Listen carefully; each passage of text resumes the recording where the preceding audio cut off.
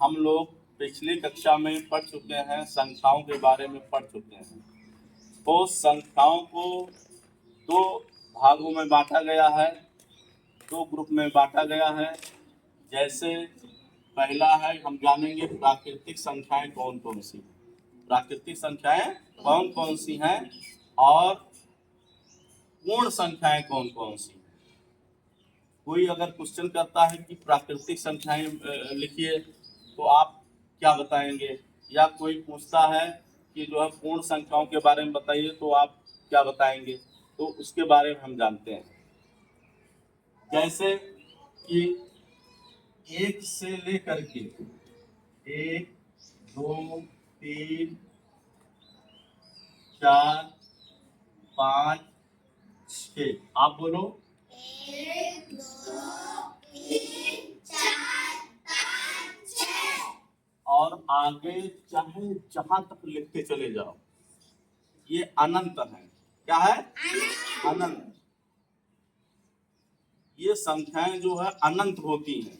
शुरू 1 से हुई, प्राकृतिक संख्या 1 से शुरू होकर के अनंत तक जो संख्याएं होंगी वो हमारी प्राकृतिक संख्याएं होती हैं, वो हमारी प्राकृतिक संख्याएं होती हैं। नेचुरल नंबर क्या बोलते हैं? Natural number. तो ये जो है आप देखेंगे कि हमारी प्राकृतिक संख्याएं, फिर से बोलिए 1 2 3 4 5 6। तो आगे तक चाहे जहां तक जाएंगे तो समझ गए आप लोग कि प्राकृतिक संख्याएं 1 से लेकर के अनंत तक। और हमारी पूर्ण संख्याएं, जो पूर्ण संख्याएं होती हैं वो 0 से शुरू होकर के 1 2 बोलो 3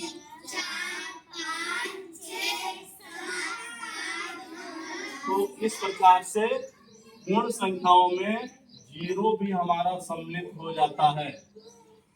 तो कोई पूछता है पूर्ण संख्या हमारी कौन कौन सी हैं, तो हम 0 से लेकर के आगे तक अनंत तक जो हमारी संख्याएं हैं ये हमारी जो है पूर्ण संख्याएं हैं।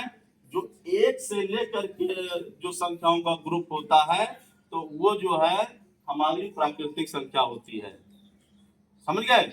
एक बात फिर जान लीजिए, 1 से लेकर के 1 2 3 4 आगे तक जहां तक आप जा सकें अनंत तक, ये हमारी प्राकृतिक संख्याएं हैं। पूर्ण संख्याएं 0, इसमें केवल अंतर यह है इसमें 0 सम्मिलित नहीं होता है, और इस ग्रुप में जो है पूर्ण संख्याओं में 0 सम्मिलित हो जाता है तो हमारी पूर्ण संख्याएं हो जाती है। ठीक, राइट।